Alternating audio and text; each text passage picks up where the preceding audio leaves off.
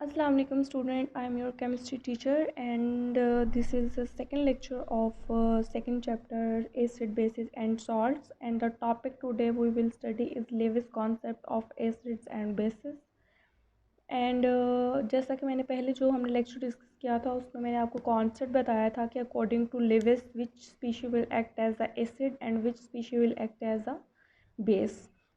अब हम कुछ एग्जांपल्स देखेंगे, उनको डिस्कस करेंगे कि वो अकॉर्डिंग टू लेविस कैसे एसिड के तौर पे काम करती हैं और कैसे अकॉर्डिंग टू लेविस बेस के तौर पे काम करती हैं।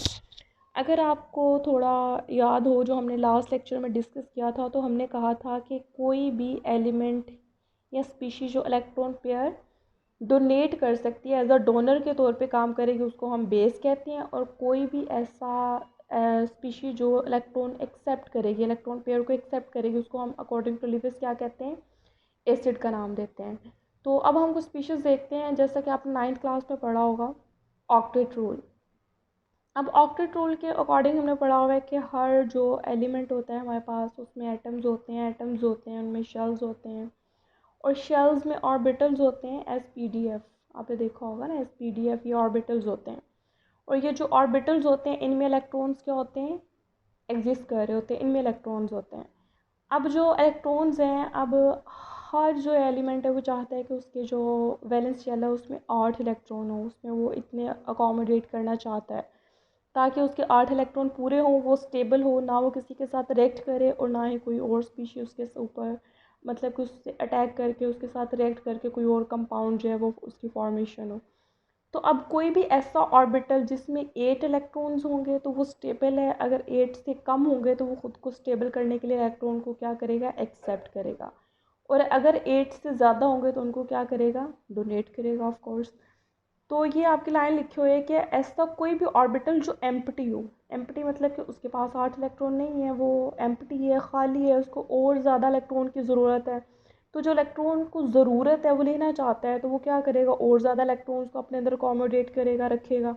तो हमने खुद ही कहा है कि अकॉर्डिंग टू लिविस ऐसी स्पीशीज़ जो इलेक्ट्रॉन को एक्सेप्ट करती हैं उनको हम क्या कहते हैं, लिविस एसिड के तौर पे नाम देते हैं। ठीक है, अब हम वो कौन सी स्पीशीज़ है जिनका जो ऑर्बिटल होता है वो एम्प्टी होता है, वो इलेक्ट्रॉन एक्सेप्ट कर सकती हैं, अकोमोडेट कर सकती हैं, वो हम डिस्कस करते हैं।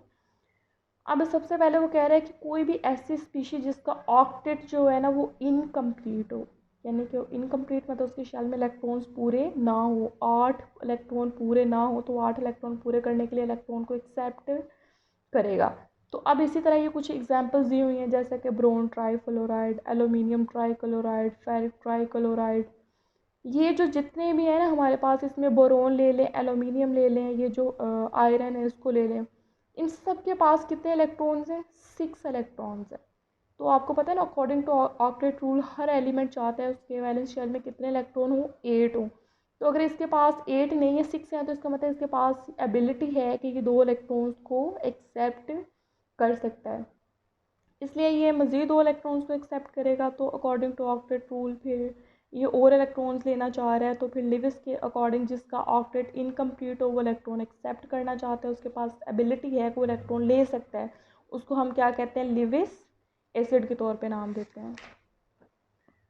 अब आपने जैसा कि 9th क्लास में पढ़ा होगा, आपका पहले भी कॉन्सेप्ट है एनायन और कैटायंस को पढ़ा होगा। कोई भी स्पीशी या कोई भी एटम या ग्रुप ऑफ एटम जब इलेक्ट्रॉन को डोनेट कर देता है, दे देता है किसी को, तो उस पर क्या चार्ज आ जाता है, पॉजिटिव चार्ज आता है। और जब पॉजिटिव चार्ज आता है उसी को हम क्या कहते हैं, कैटाइन का नाम देते हैं। अब ये जो कैटाइन है आपको पता है तभी फॉर्मेशन होती है ना जब वो इलेक्ट्रॉन डोनेट कर देता है, किसी और को इलेक्ट्रॉन दे देता है, इलेक्ट्रॉन डेफिशिएंट हो जाता है। तो यहाँ पे जितने भी कैटाइन्स हैं, जैसे ये सोडियम ले लें, पोटाशियम, कैल्शियम, ये सारे जितने भी हैं, सिल्वर हैं, ये आयन्स हैं, और ये सारे के सारे क्या हैं, कैटाइन्स हैं। इन्होंने अपने इलेक्ट्रॉन डोनेट किए हुए हैं, ये पॉजिटिव चार्ज शो करे, जिस पे इस पे प्लस चार्ज है इसके पास, इसका मतलब 1 इलेक्ट्रॉन गया हुआ है, इसका भी 1 है, इसके ऊपर 2 प्लस, इसका मतलब 2 इलेक्ट्रॉन कम है।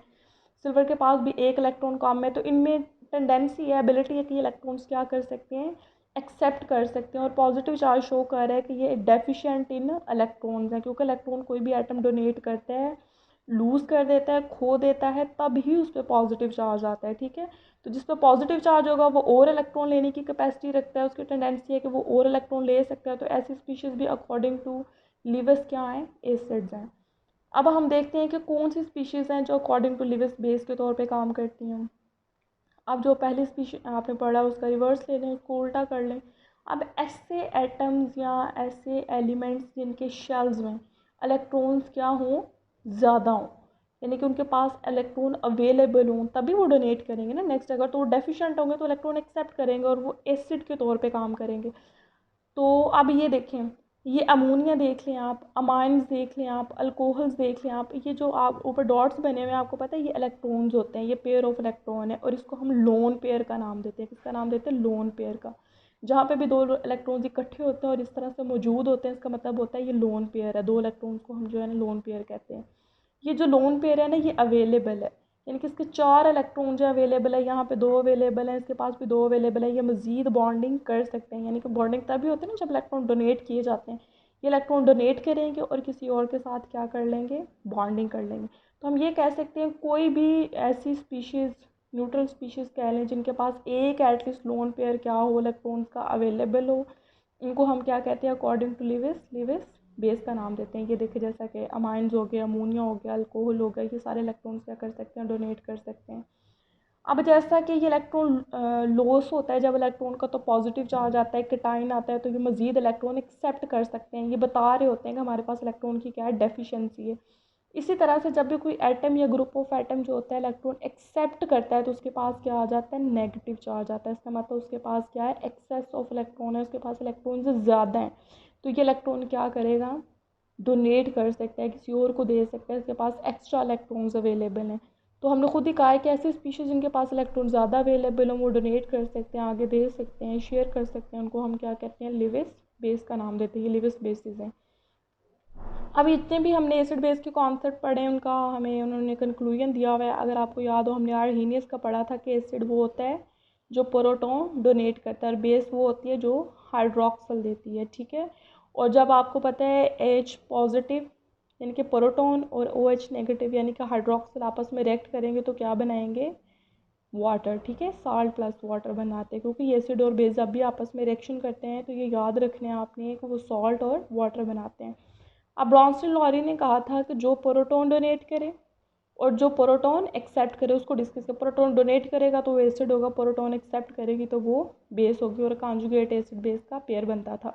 अब अभी हमने लिविस को डिस्कस किया, जो इलेक्ट्रॉन पेयर एक्सेप्ट करेगा वो एसिड है, जो इलेक्ट्रॉन पेयर डोनेट करेगा वो क्या है? बेस है। और हमने खुद ही कहा था इनकी जो प्रोडक्ट होती है वो सिंगल होती है, इसलिए हम उनको क्या नाम देते हैं? अडक्ट के तौर पर नाम देते हैं। ये अडक्ट है। ओके बेटा, अल्लाह हाफ़िज़।